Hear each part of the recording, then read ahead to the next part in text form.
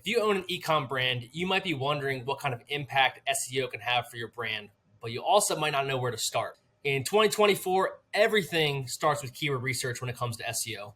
And in this video, I'm going to walk you through how to find keywords that are worth your SEO resources. Then I'm going to walk you through how to rank for those keywords. And finally, I'm going to show you an easy way to determine the ROI from investing in SEO for that keyword. Without further ado, let's jump on in. First, let's look at how to find keywords that have what we call buying intent. So buying intent means that people are looking to make a purchase from a website online.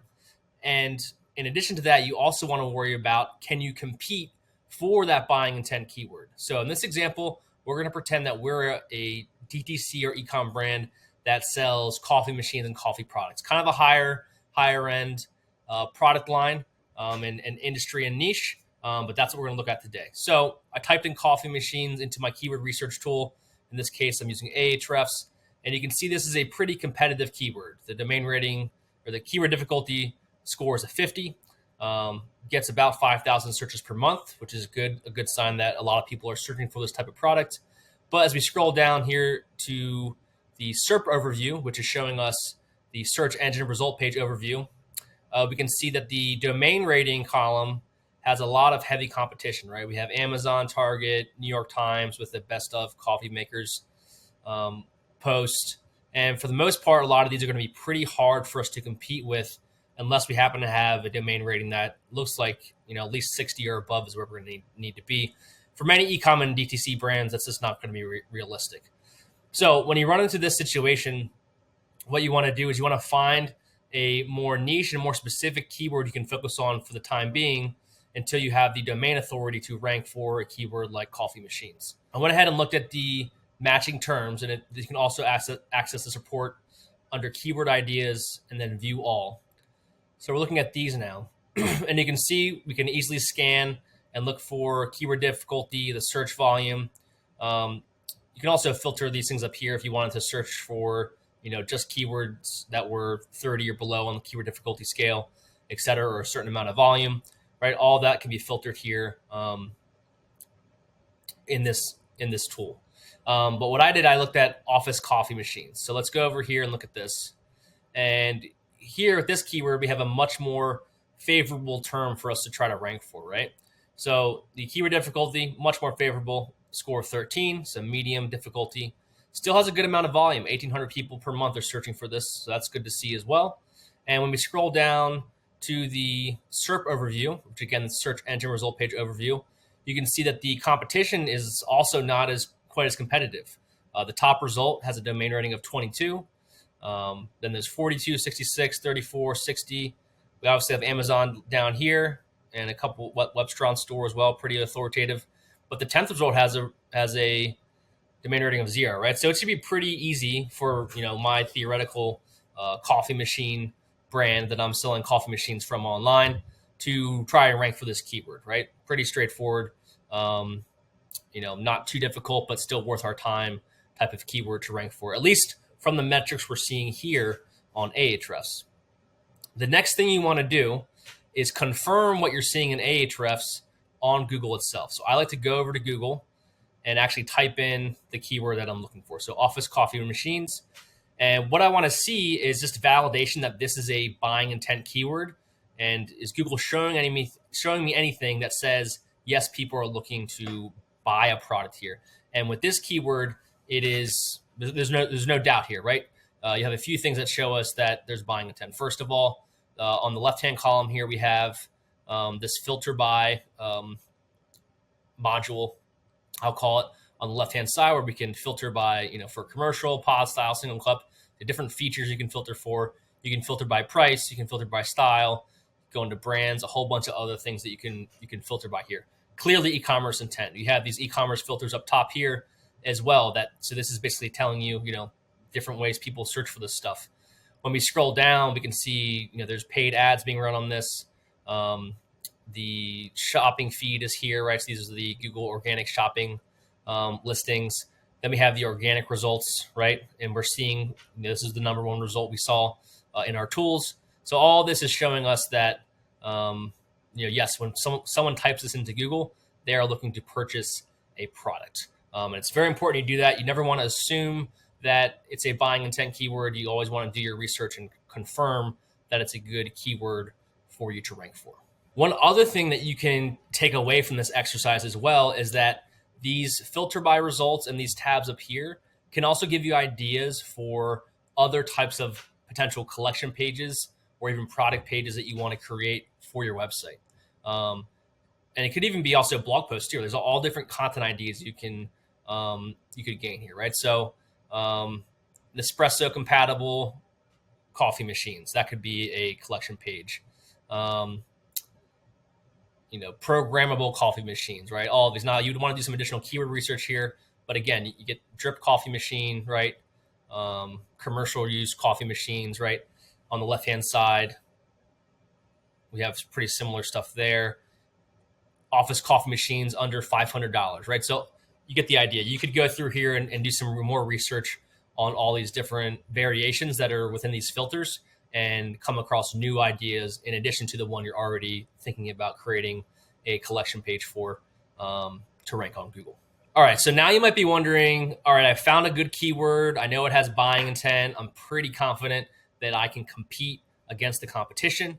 So what do I need to do to rank for that keyword? There's a handful of things you want to worry about. First of all is your basic on-page optimizations. You can see on all these results, they have a title up here, a description down here. These you can actually adjust on the back end of your website. So this is your meta title or page title, and then the meta description. Now, if we were to go on the back end of one of these sites and actually look at what they put in here, they could be different. Google will rewrite these sometimes, but what you enter into those fields on the back end of your website it's super important. That needs to be aligned with the keyword you're trying to target. And also, in addition to that, you need to, you can test out how you phrase those things, right? So, for example, Pro Golf Coffee Gear, they have espresso machines for offices. Amaric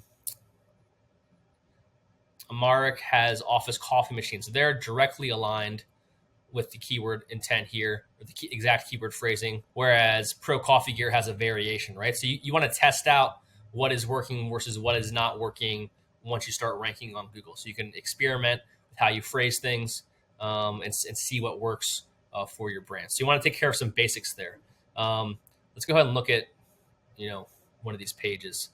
So Office Espresso Machine, this is their H1 heading here. They have a little copy, right? And there's more details you can go into with how to do some basic on-page optimization. But at the very least, make sure you take care of your meta title, your meta description. You have an H1 heading on your collection page. You have, some copy. All this can be very helpful. They have breadcrumbs here. That's also helpful.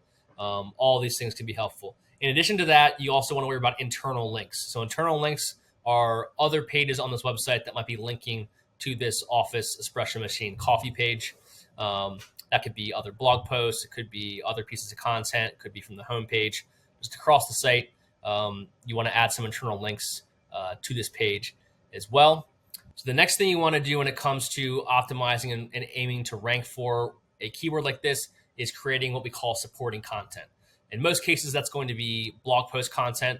And in the case of this, we have a keyword or centered around office coffee machines or office espresso machines. So, outside of just doing some keyword research, right, we can come here. Sometimes you'll see there'll be questions in our keyword research tool, but you can also brainstorm a little bit yourself. You can see if competitors have written something, but just off the top of my head, I can think of what questions do people, have around office espresso machines, right? Maybe there's a post around how many, cups per day do I need for my office based off of how many employees I have, right? What does maintenance look like for an office espresso machine? What is the cost to run an office espresso machine per year? Am I going to save money with an office espresso machine versus another type of machine, right?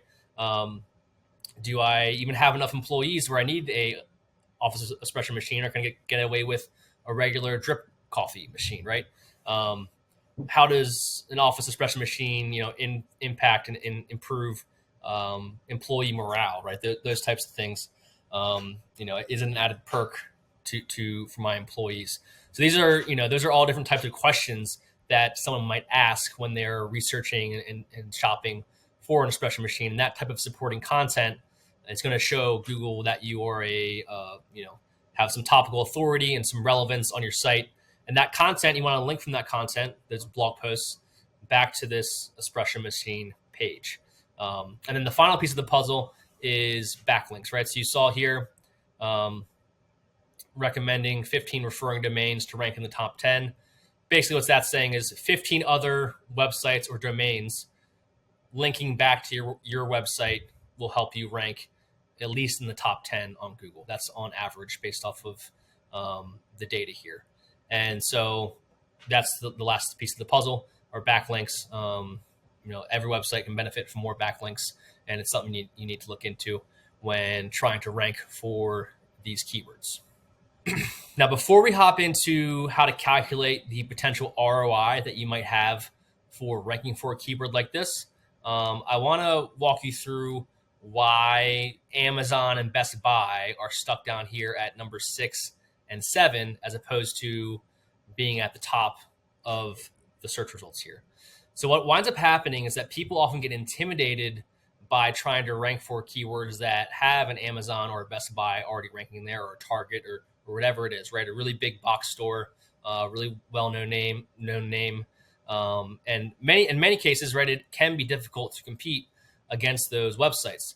But what I've found in my experience is that if you get just a little bit more specific, a little bit more niche, you can outrank those websites. So for example, we did office coffee machines, and we can see several websites that are not as authoritative as Amazon or Best Buy. They are outranking them pretty easily. I mean, this site here has a domain rating of 7, and they are outranking domain rating 96 and 89, right? And that, for many people, they would think that is impossible, but as you can clearly see, very possible. Alternatively, right, if we type in coffee machines, right, we get a similar style result, right? Same filter by results, same options up here. We got the shopping feed, all looks very similar, but in this case, Amazon's number 1, right? 96, 60, 94, 91, 89. So what is the difference, right? Well, because Amazon and these other big websites have more authority, they might worry about trying to rank for. And think about how many different things Amazon sells, right? They're so huge. They clearly spent some time trying to optimize for coffee machines, right? This is why they rank number 1. It's also why it's a harder keyword to rank for. The keyword difficulty score is a 50 as opposed to a 13 for coffee machines. But because coffee machines is so specific, right? Amazon hasn't worried about trying to optimize for that keyword phrase quite as much as just coffee machines. So another sort of advantage or reason to do this extra keyword research to find these specific keywords that are less competitive but still valuable is to be able to outrank those bigger box stores, those bigger brands that seem impossible, but really, over and over again, I've seen it consistently with many of the brands I've worked for. You can outrank these bigger names fairly easily and drive people to your site as opposed to an Amazon or somewhere else. Now, the last bit of this puzzle, right, is understanding what is the potential ROI that you might get from ranking for this keyword. Now, there's no exact science to this, but in general, there's a few things that you need to sort of give yourself an estimate. So you're going to need your organic conversion rate. You can find this in your Google Analytics. If you go to Google Analytics and look at your data, you can look for your conversion rate specifically on your organic traffic. Okay. Don't look at your paid ads or the store as a whole. You want to understand when someone comes directly from Google, right? When someone types in something, they get to my site from Google. How often does that person convert into a customer for me, right? So you want to understand that organic conversion rate. The second thing you want to worry about is your average average order value, right?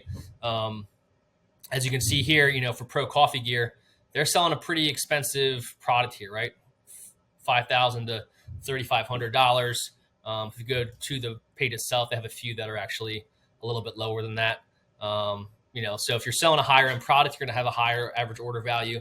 If you're selling something smaller, it might be a couple $100. But you get the idea. You want to understand, how often when someone purchases from me, how much do they spend, right? So the two things we have so far are that conversion rate and then how much they're spending, the average order value. And then from there, we want to estimate the estimated traffic that could come from ranking number one. So in this case, this term, as of right now, gets about 1,800 searches per month, right? And our goal should be to try to rank number one. There have been some studies done. It's going to vary depending on every search result can be a little different, but on average, the number one result, this is according to Backlinko, a study from 2023, number one result on average gets a click-through rate, CTR, of 27.6%. Okay, so if we were to multiply 1,800 searches per month by 27.6%, we get 496.8 clicks. So we can estimate that's how much traffic we might get by ranking number one for that specific keyword. Then we multiply those clicks by our conversion rate, right? So let's say our conversion rate was 3%.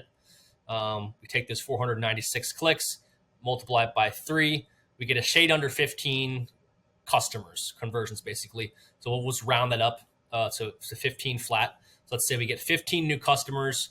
And for this example, I know that they had a much more expensive range here, but let's just say, just to be a little more conservative even, maybe they, on average, they're selling more of these lower end $3,000 products. Let's just say our average order value winds up being $3,000, for this Pro Coffee Gear brand, right? So $3,000 times 15 new customers from those 496.8 clicks per month gives us $45,000 a month in additional revenue by ranking number one for this keyword. Okay, and that's how you figure out your ROI. Now, obviously, not every brand is going to have products that are $3,000 or more, but at the same time, when you have less expensive products, your conversion rate might also be higher, right? But that's how you figure that out, right? So for this brand, you could say, oh, well, how much would I invest into SEO to rank for this keyword to get me that extra 45K a month in revenue from organic, right? And that shows you that SEO can wind up being pretty valuable, right? In this scenario, that would be a worthwhile investment to spend a few grand per month on improving the SEO. If they weren't, they're obviously already ranking, Pro Coffee Gear, they're already there. But if they weren't, they're on, position 10 or lower, they would want to invest in this, right, to get there and get that return on investment. Additionally, another thing you want to think about is that when you optimize for this keyword here, some of these secondary keywords you might also rank for. So you might actually wind up getting even more, might be more search volume available to you from optimizing for this keyword than just that 1,800 searches per month. So it might even be more our ROI than what we've projected with this specific keyword. All right, so that's all for now. I hope you found this helpful. Again, my name is Noah Kane from Noah Kane Consulting. And if you're an ecom brand looking to rank higher on Google and get more traffic that can convert into customers and increase your revenue, please reach out. Happy to help you out in any way I can. Best of luck ranking on Google right now, and catch you in the next video. If you haven't already, make sure to like and subscribe below. Thanks.